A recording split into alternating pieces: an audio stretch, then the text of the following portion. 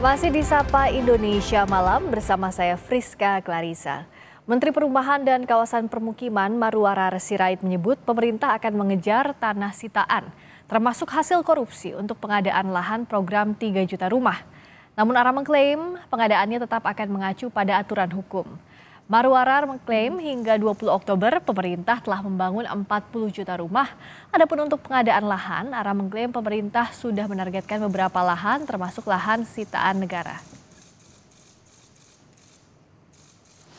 Misalnya dari Kejaksaan Agung, dari tanah-tanah hasil korupsi yang disita, kemudian juga dari BLBI, kemudian juga dari yang HGU-nya sudah tidak diperpanjang, dan berbagai jenis lainnya, itu akan masuk kepada Dirjen Kekayaan Negara, kemudian ke Bank Tanah, kemudian akan diproses lebih lanjut bagaimana kita akan membuat skema yang legal, yang ada kepastian hukumnya, dan juga yang berkeadilan.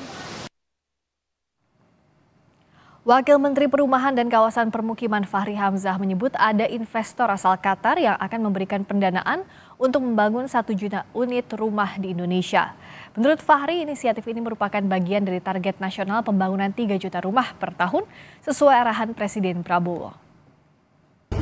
Menyaksikan penandatanganan MOU pendanaan untuk 1 juta rumah, jadi saya izin duluan. Pendanaan dari mana, Pak? Yang dari Qatar akan hadir ini adalah salah seorang anggota dari kerajaan kita, dan beliau secara pribadi juga adalah investor. Skema teknisnya nanti akan tentu rapat akan ada pertemuan yang lebih teknis pada saat sudah dilakukan tahapan-tahapan pemilihan tanah, pengurusan izin dan sebagainya. Itu lebih teknis nanti. Menurut Menteri Keuangan Sri Mulyani yang dikutip dari akun media sosialnya, di tahun 2025 pemerintah menganggarkan 35 triliun rupiah di APBN untuk pembiayaan perumahan. Rincian dari anggaran itu yakni fasilitas likuiditas pembiayaan perumahan untuk 220 ribu unit rumah sebesar 28,2 triliun rupiah.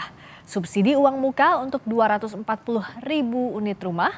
Ada juga subsidi selisih bunga untuk lebih dari 743 ribu unit rumah senilai 4,52 triliun rupiah dan tapera untuk 14 ribu lebih unit rumah dengan anggaran 1,8 triliun rupiah. Menteri Perumahan dan Kawasan Permukiman Marwarar Sirait menyebut sejumlah insentif disiapkan untuk masyarakat berpenghasilan rendah agar bisa memiliki rumah. Di antaranya biaya bea perolehan hak atas tanah dan bangunan 0%, bentuk bangunan gedung 0%, serta penghapusan PPN selama 6 bulan untuk rumah di bawah 2 miliar rupiah. Saat debat ke-5 Pilpres 2024, Prabowo Subianto menjanjikan akan membangun 3 juta rumah untuk warga miskin. Rumah itu akan dibangun mulai dari kawasan pedesaan hingga perkotaan. Akan membangun 3 juta rumah untuk mereka yang belum punya rumah. 1 juta di pedesaan, 1 juta di pesisir, 1 juta di perkotaan. Menteri Perumahan dan Kawasan Permukiman Marwarar Sirait menyebut pemerintah serius membangun target 3 juta unit rumah untuk masyarakat berpenghasilan rendah. Namun dengan anggaran yang terbatas, bagaimana merealisasikannya? Kami bahas bersama anggota Komisi 5 DPR RI Bakri, bergabung juga ekonom senior Indef Tauhid Ahmad. Selamat malam Pak Bakri dan juga selamat malam Mas Tauhid. Selamat malam Mbak Friska. Selamat malam Mbak Friska. Terima kasih sudah hadir. Sehat Pak Tauhid. Terima kasih sudah hadir. Saya ke Pak Bakri dulu. Kalau terkait investor dari Qatar yang akan membangun 1 juta rumah vertikal di perkotaan, ini apakah sudah ada komunikasi dengan kementerian terkait dengan DPR? Ya, terima kasih Mbak Friska, Pak Tauhid, tentu juga para penonton Kompas TV dimanapun berada. Jadi yang jelas memang kita sudah pernah mendengar rencana pemerintah terhadap membangun 3 juta rumah per tahunnya, dan harapan kita juga mudah-mudahan ini bisa berjalan dengan tepat dan pasti. Kalau kita bercermin dengan pemerintahan terdahulu memang tidak tercapai ya, banyak hal-hal yang menjadi kendala, terutama masalah pembebasan lahan, administrasi daripada surat menyurat dan segala-galanya untuk memiliki sertifikat. Nah, mudah-mudahan dengan janjinya Pak Prabowo di pemilu 2024 kemarin ini untuk mewujudkan 3 juta rumah dengan cara langkah-langkah yang sudah kita dengar hari ini mudah-mudahan bisa tercapai. Apalagi Satgasnya tidak tanggung-tanggung ini, ya. Pak Hasim ini Satgas perumahannya langsung dan mudah-mudahan bisa didukung semua. Nah, baru-baru ini juga kami dengar dari swasta juga sudah mulai tertarik dari Qatar untuk 1 juta rumah. Nah, jadi kami dari DPR harapan kami mudah-mudahan akan optimis. Memang belum ada komunikasi yang pasti, yang jelas yang dilakukan terhadap adanya investor ini. Tapi niat baik daripada pemerintah selain untuk mensukseskan pangan, papan pun juga harus diselesaikan. Nah, oleh sebab itu harapan masyarakat khususnya di seluruh tanah air, masyarakat yang berpenghasilan rendah sangat berharap dengan janji-janji kampanye Pak Prabowo yang mudah-mudahan bisa diwujudkan. Ini harapan besar yang diinginkan sekali, yang dicita-citakan anak bangsa kita, bagaimana mereka bisa mempunyai rumah yang layak huni, Mbak. Oke, Mas Tauhid, kalau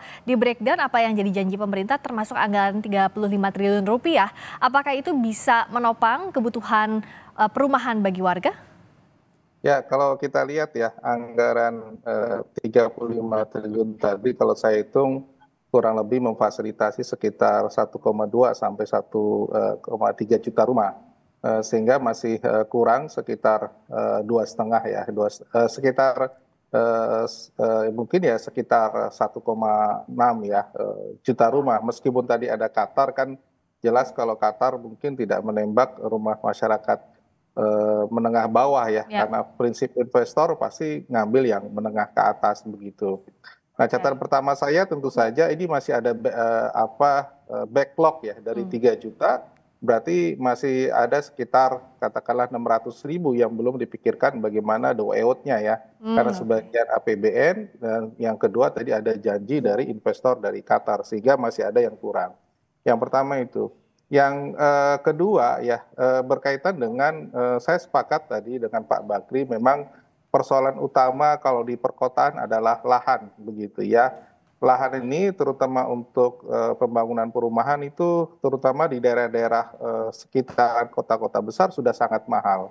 Nah, kami khawatir memang meskipun ada fasilitasi pemerintah itu tidak sesuai dengan kemampu bayaran calon pemilik rumah ya, karena harganya sudah kadung mahal, sementara APBN yang diterapkan ini relatif tidak bisa menjangkau harga-harga yang sudah berkembang termasuk lahannya. Meskipun tadi sudah disampaikan ada inisiatif misalnya lahan-lahan yang tidak dipakai dan sebagainya itu rata-rata jauh dari pusat-pusat pemukiman ataupun pusat masyarakat di mana mereka bekerja. Transportasi umum dan sebagainya masih jauh ya, Mas ya? Masih jauh. Nah, ini yang kemudian akhirnya mereka memilih untuk memilih lokasi yang terdekat dengan tempat kerja.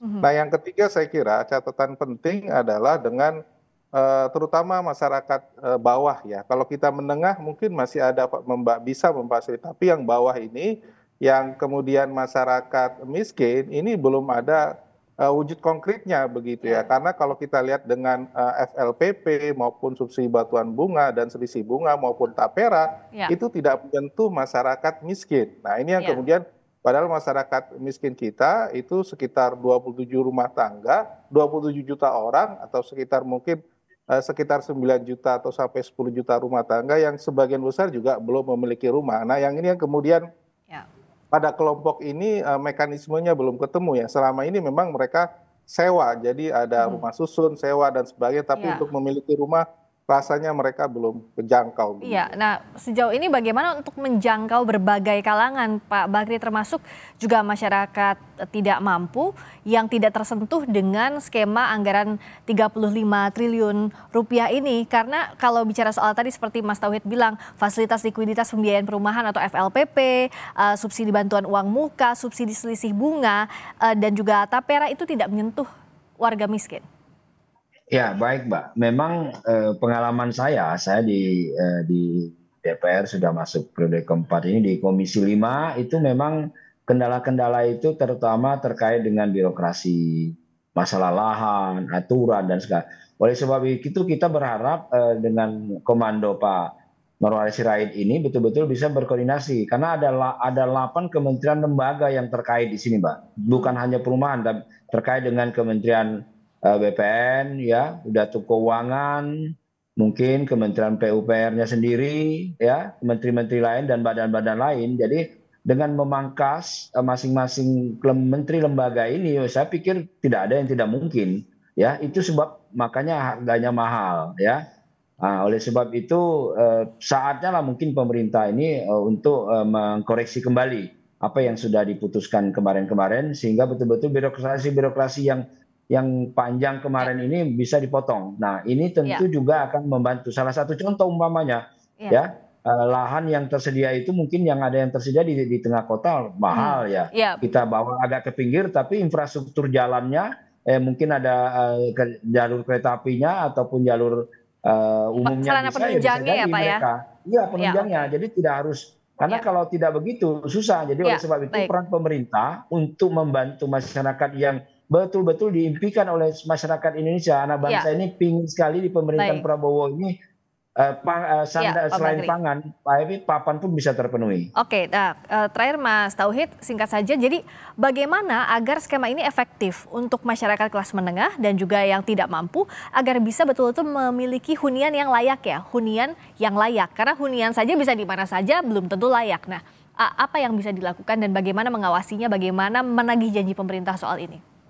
Ya, yang pertama saya kira memang harus menentukan target sasaran, ya, dari kelompok masyarakat mana yang kemudian disasar begitu, ya. Yang menengah ini juga kita bagi dua, yang formal dan informal. Karena kesulitannya yang informal, mereka sangat kesulitan untuk membayar cicilan dan sebagainya. Pola penghidupannya akan sangat berbeda. Sementara formal juga harus dipastikan mereka mampu membayar cicilan dengan baik begitu. Jadi sasarannya harus ditentukan. Yang kedua, masyarakat bawah terutama, ya, itu memang harus ada skema khusus di luar dari apa yang sudah disiapkan pemerintah, ya, karena mereka umumnya berada bekerja di sektor informal yang saya kira sangat sulit untuk membayar dengan cicilan yang saat ini ada, ya.